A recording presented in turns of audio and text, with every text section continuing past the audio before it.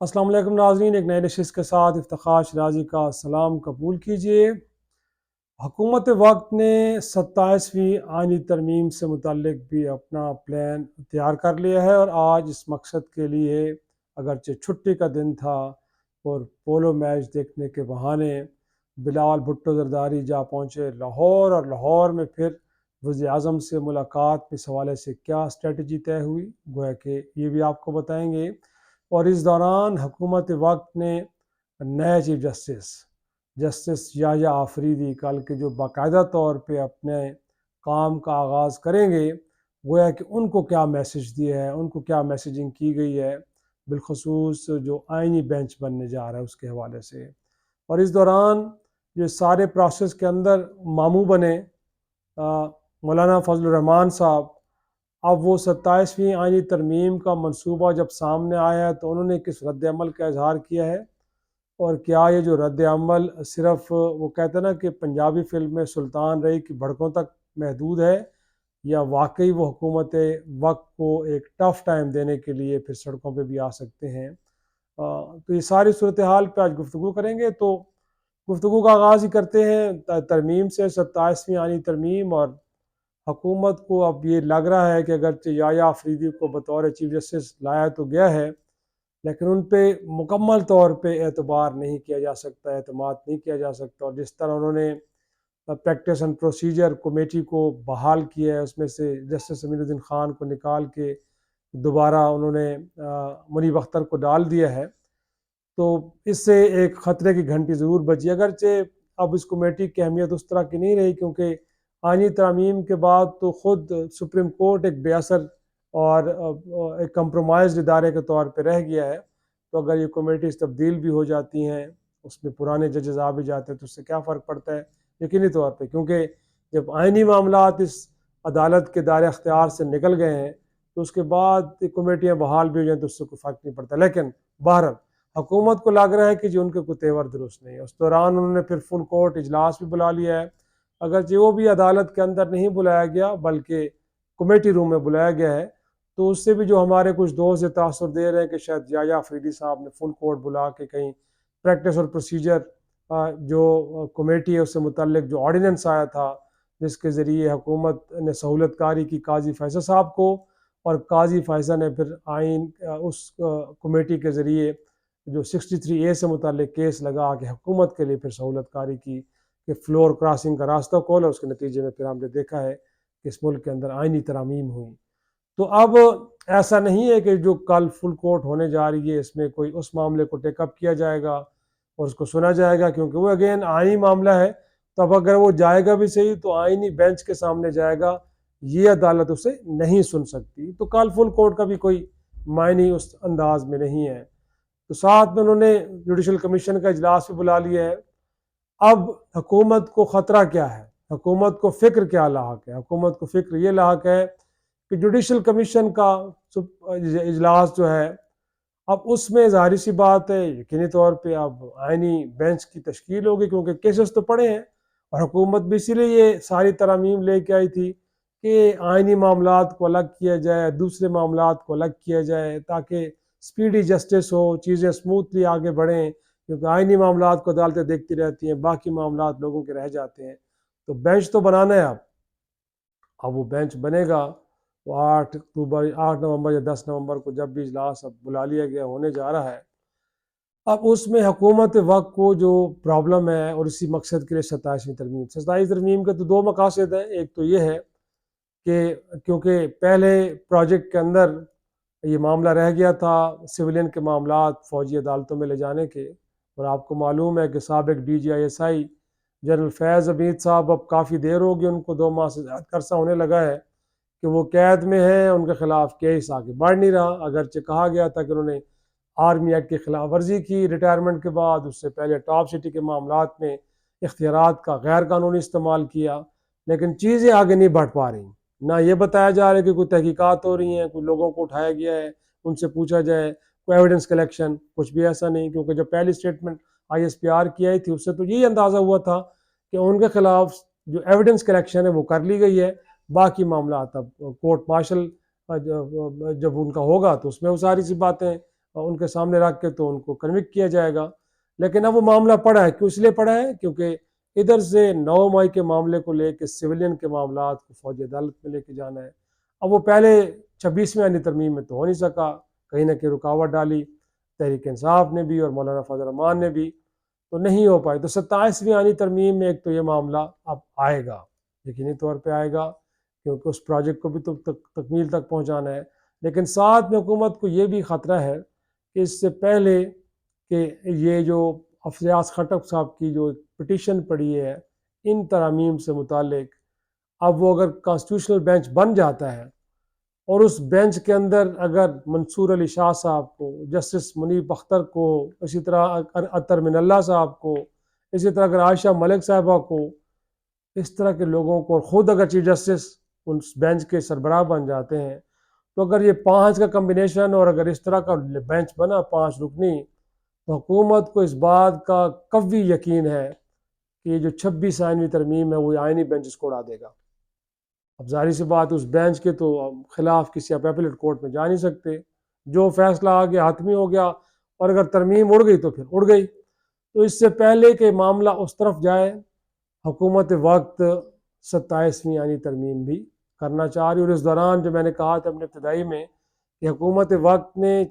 جو نئے chief justice ہیں ان کو بھی ہدایات جاری کی ہیں, گویا کہ ہم کو کنٹرول کیا جا رہا ہے نا. عدالت کو کنٹرول کرنے کے لیے پہلے مرحلے میں تو ترمیم لائی گئی, اب دوسرا یہ کہ ڈکٹیشن دی جا رہی ہے نئے چیف جسٹس کو. آج رانا ثناء اللہ صاحب کو آپ نے بھی سنا ہوگا, ایک تو انہوں نے کہا کہ جی دیکھیں خود آپ کو اس آئینی بینچ کا سربراہ نہیں بننا چاہیے. بڑی زبردست بات کی انہوں نے. گویا کہ جس شخص کو آپ تیسرے نمبر سے اٹھا کے چیف جسٹس بنا رہے ہیں, اس ملک کی جو پارلیمان کے جو ممبران ہیں, کیونکہ اس میں تحریک انصاف نے تو بائیکاٹ کیا ہے, تو پیپلز پارٹی, مسلم لیگ نون نے مل کے جس شخص کو تیسرے نمبر سے اٹھا کے اس ملک کا چیف جسٹس بنایا ہے, اور جن کے بارے میں وہ کہہ رہے ہیں کہ بڑے ہی اپرائٹ جج ہیں, بڑے ہی کمال آدمی ہیں, اس شخص سے کہا جا رہا ہے کہ آپ کو آئینی بینچ کا سربراہ نہیں بننا چاہیے. تو پہلی ڈکٹیشن تو یہ دی گئی. دوسری ڈکٹیشن کیا دی گئی؟ وہ یہ ہے کہ دیکھیں ہم یہ سمجھتے ہیں, گویا کہ رانا صاحب کا کہنا ہے کہ نہ تو منصور علی شاہ صاحب کو اس آئینی بینچ میں بیٹھنا چاہیے, اور نہ ہی جسٹس منیب اختر صاحب کو اس آئینی بینچ میں بیٹھنا چاہیے. اب وہ عائشہ ملک صاحبہ کا اور اطہر من اللہ کا نام نہیں لے سکے, لیکن کم از کم ان کے بارے میں کہہ دیا انہوں نے کہ یہ ایسا ہونا چاہیے. تو جو پلاٹ تھا اور جس کے بارے میں گفتگو بھی اس وقت ہو رہی تھی کہ جب 26ویں آئینی ترمیم منظور ہو رہی تھی, کہ اس آئینی بینچ کے سربراہ بھی جسٹس امین الدین خان کو بنانے کے تقاضوں میں لگی حکومت وقت. تو گویا کہ پہلے سے پلاننگ موجود ہے کہ اس آئینی بینچ کی سربراہی بھی کون کرے گا. گویا کہ ان کے خیال میں وہ جج کرے گا کہ جو پریکٹس پروسیجر آرڈیننس کے اندر جب ترمیم ہوتی ہے اور قاضی فیصل صاحب ان کو بٹھاتے ہیں تو اس کمیٹی میں بیٹھ جاتے ہیں بینچوں کی تشکیل کے لیے. اور اب بھی ان کے بارے میں میرا خیال میں حکومت وقت کو یہ ایک امپریشن ہے وہ دے رہی ہے کہ وہ بڑے ہمارے ساتھ کمفرٹیبل ہیں, ہم ان کے ساتھ کمفرٹیبل ہیں. تو وہ اگر اس بینچ کے سربراہ بن جائیں تو زبردست ہے. اس کا مطلب ہے کہ وہ ان کو چاہ رہے ہیں کہ بینچ کے سربراہ بن جائیں, اس کے ساتھ ان کا خیال ہے کہ نعیم اختر اقبال صاحب اس کا حصہ بن جائیں, اس کے ساتھ ان کا خیال ہے کہ جسٹس منتو خیال صاحب اس بینچ میں شامل ہو جائیں. اسی طرح باقی جو وہ لوگ کہ جن کے بارے میں حکومت کا خیال ہے کہ وہ تھوڑا سا ان کو جھکاؤ حکومت کی جانب ہے, کیونکہ عدلیہ میں ڈویژن تو کر دی گئی ہے پیدا, تو ان کا خیال ہے کہ ان کو تو آئینی بینچ میں بیٹھنا چاہیے. لیکن ڈکٹیشن یہ ہے چیف جسٹس کے لیے کہ نہ تو خود بیٹھیں اور نہ ہی منصور علی شاہ صاحب کو اور نہ ہی منیب اختر کو اس بینچ کا آپ حصہ بنائیں. تو اب اندازہ لگائیں کہ اس سے ایک اندازہ ہو رہا ہے کہ حکومت ابھی تک گویا کہ ایک خوف کا شکار ہے, ایک پینک کی فضا ابھی تک موجود ہے وہاں پہ, کہ جس کو لے کے اب ایک تو عجلت دکھائی جا رہی ہے 27ویں آئینی ترمیم میں بھی. گویا کہ کسی کو نہیں بتایا جا رہا, نہ تو پیپلز پارٹی کے اراکین کو, نہ ہی مسلم لیگ نون کے پارلیمنٹیرینز کو, کسی کو معلوم نہیں ہے. لیکن سارا سٹیج آلریڈی تیار ہو چکا ہے. اب اس کے لیے اسٹریٹجی اپنائی جا رہی ہے کہ کیا کیا جانا چاہیے, کب یہ وار کرنا چاہیے, تاکہ یہ بھی جلدی میں ہو اور کسی کو سمجھ ہی نہ آئے کہ ہوا کیا ہے, اس دوران ترامیم ہو جائیں. کیونکہ اس حوالے سے قاضی فیصل صاحب سہولت کاری تو کر گئے ہیں, 63A کا جو عمر بندیال کورٹ کا جو فیصلہ تھا اس کو تو اڑا کے چلے گئے ہیں. فلور کراسنگ کے لیے تو بہت ساری اب ان کے پاس سپیس آ گئی ہے. آپ نے دیکھا ہے اس سے پہلے بھی پی ٹی آئی کے بہت سارے ارکان کے جن کے بارے میں شاید یہ تاثر تھا کہ ان کو اٹھایا گیا ہے, ان کے کاروباروں پہ حملے ہو رہے ہیں, ان کی فیملیز کو ہراساں کیا جا رہا ہے. لیکن اب یہ بات ثابت ہو رہی ہے کہ ایسا نہیں ہے. یہ ایک امپریشن دیا گیا تھا، لیکن وہ لوگ اپنی رضامندی سے جو کچھ بینیفٹس لے کے اس ساری کمپین کا حصہ بنے ہیں، تو ظاہر سی بات ہے۔ اب اس دوران جیسے میں نے آپ کو بتایا کہ اگر یہ آئینی بینچ جس میں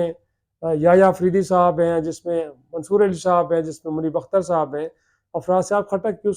پٹیشن کو ٹیک اپ کر لیتے ہیں، جس میں وہ کہہ رہے ہیں کہ جو لوگوں کو دباؤ ڈال کے ان سے ووٹ لیے گئے، جس میں کہا گیا کہ لوگوں کو مالی فوائد دے کے، یہ ہے کہ ابھی تک تو بہت ساری انتخابی عذرداریاں موجود ہیں، ایوان بالا بھی مکمل نہیں ہے کیونکہ خیر پختونخوا سے ابھی تک سینیٹر منتخب نہیں ہوئے، تو یہ ترامیم کنٹروورشل ہیں اور بڑے ویلڈ پوائنٹس ہیں جن کی بنیاد پہ یہ اڑ سکتی ہیں، تو یہ عجلت کی وجہ ہے۔ اب اس سارے عمل کے دوران مولانا فضل الرحمان صاحب، کیونکہ ان کو تو کہا گیا تھا کہ شاید یہ جو ترامیم ہو جائیں گی تو اس کے بعد تو منصور علی شاہ صاحب کو بنا دیں گے چیف جسٹس، گویا کہ ان سے وہ وعدہ خلافی بھی کی گئی۔ پھر ان سے کہا گیا کہ یہ 26 یعنی ترمیم ہے، جیسے آپ کہہ رہے ہیں، تو ہم نے تو کالے سانپ کے جو دانت تھے، ڈنگ تھا، وہ آپ کے کہنے پہ نکال دیا ہے، لیکن وہ جو ڈنگ تھا وہ بچا کے 27ویں آئینی ترمیم کے لیے رکھا گیا تھا۔ اب مولانا صاحب یہ بات تو کر نہیں سکتے کہ ان کے ساتھ باتیں کیا ہوئی تھیں، کہ وہ تو بڑے جوشیلے انداز میں گئے تھے، ان کی بڑی تعریفیں ہوئیں، انہوں نے وہاں جا کے ووٹ بھی کاسٹ کیا، تو اب یہ تو کہہ نہیں سکتے کہ ان کے ساتھ دھوکہ ہوا ہے، تو اب وہ ذرا بڑکے مار رہے ہیں۔ آج بھی جب انہوں نے خطاب کیا کسی جلسے سے